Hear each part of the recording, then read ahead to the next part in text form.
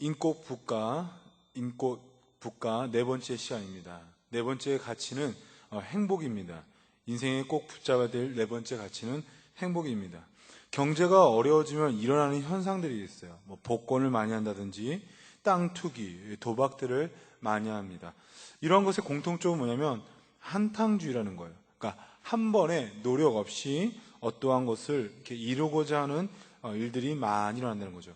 그럼 이렇게 한탕주의로 복권, 땅 투기, 도박을 해가지고 일어나는 공통적인 것이 뭐냐면 오히려 가정의 파탄이 일어난다는 거예요. 그렇게 비싸게, 그리고 원했던 복권, 그리고 가지고 있던 땅이 갑작스럽게 폭등하거나 아니면 내가 도박을 해가지고 이윤을 정말로 돈을 얻게 되었을 때 놀랍게도 그 부부의 사이와 자녀들과의 관계가 오히려 깨진다는 거예요. 사람들은 행복을 추구합니다. 그래서 돈을 벌고 돈이 필요하다고 그래요. 그러나 원하는 돈을 얻었지만 행복하지 않아요. 우리 아주 그냥 일반적인 신문이라든지 통계에서 자주 접하는 얘기들입니다.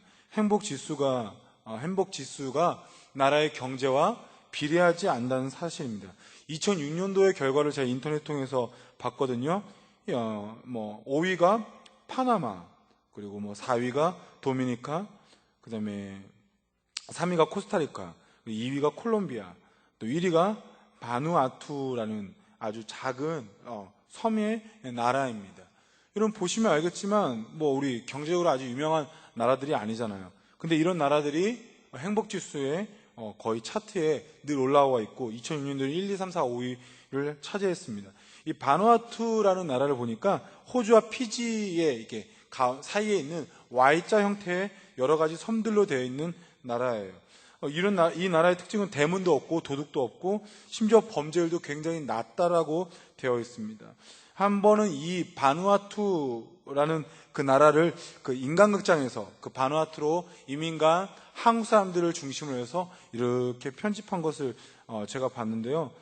배가 고프면 바다로 나가고 또 배가 고프면 바다로 나가고 너무 편하게 말하더라고요. 근데 그게 굉장히 인상적이었어요. 배가 고프면 바다로 나가면 된다, 우리는. 그리고 또 배가 고프면 그때 또 배가 고파서 바다로 나가면 된다는 거예요. 결국 여러분 행복이라는 것이 무엇이죠? 행복을 원하세요? 그리고 행복이라는 가치를 붙잡기 원하세요? 그것은 자족하는 마음에서 비롯됩니다. 행복은 풍요에서 비롯되는 것이 아니에요.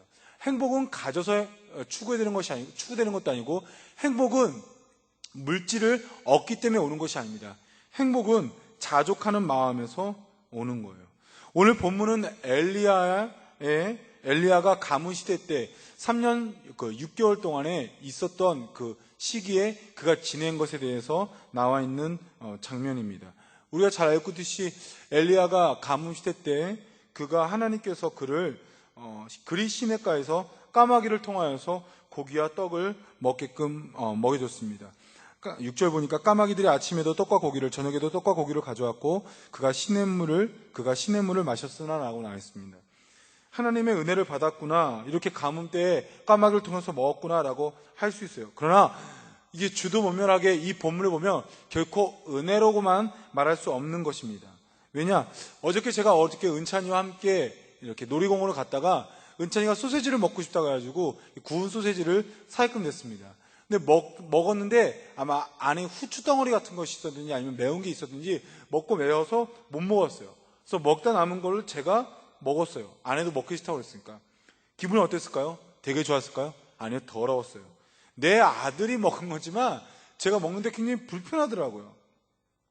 여러분, 까마귀가 물어다 둔 고기와 떡이에요. 까마귀 입속 가운데 있었던 고기와 떡, 여러분 기쁘게 먹을 수 있을 것 같아요? 먹을 수 있어요?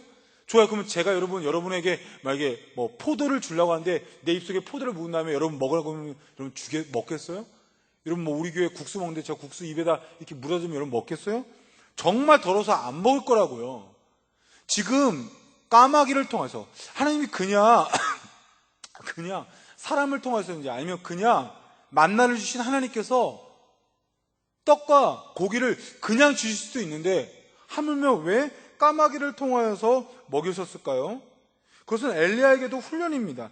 가뭄시대, 이스라엘이 가뭄시대가 있듯이 엘리야에게도 먹고 사는 데 있어서 가뭄처럼 어려운 시대였어요. 그러나 엘리야에게는 원망이 없어요. 왜요? 자족하는 마음이기 때문에.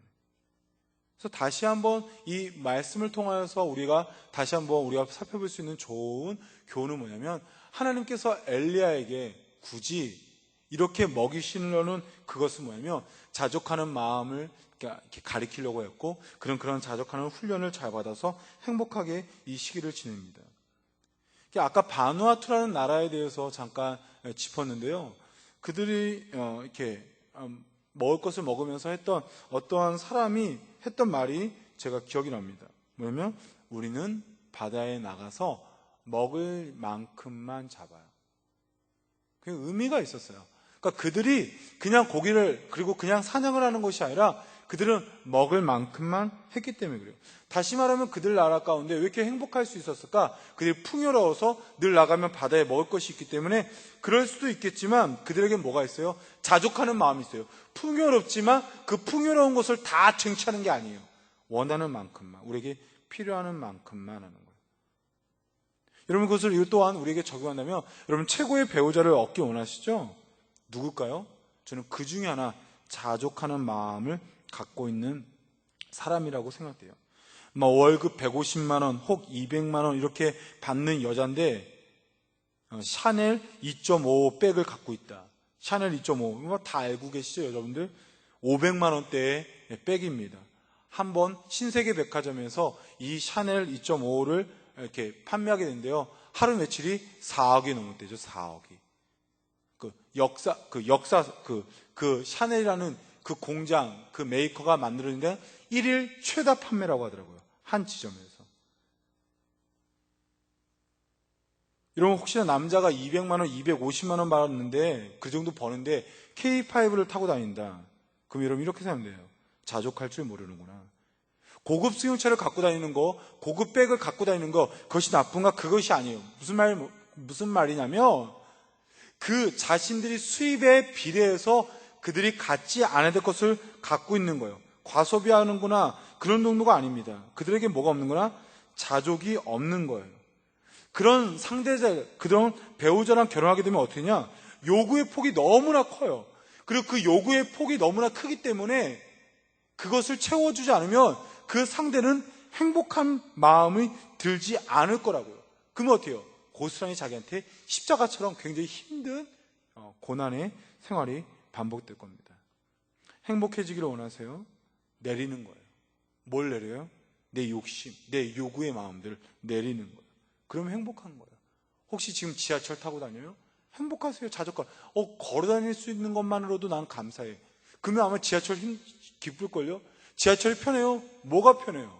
우리 서울에서 우리 인천으로 내려오는 지하철을 탄 모든 사람의 로망이 뭐예요? 자리 없을까라는 거잖아요. 근데 승용차 다니는 친구들이 얼마나 부러워요. 그럼에도 불구하고 그때 난 튼튼한 다리가 있어서 이렇게 지하철에도 탈 수 있지.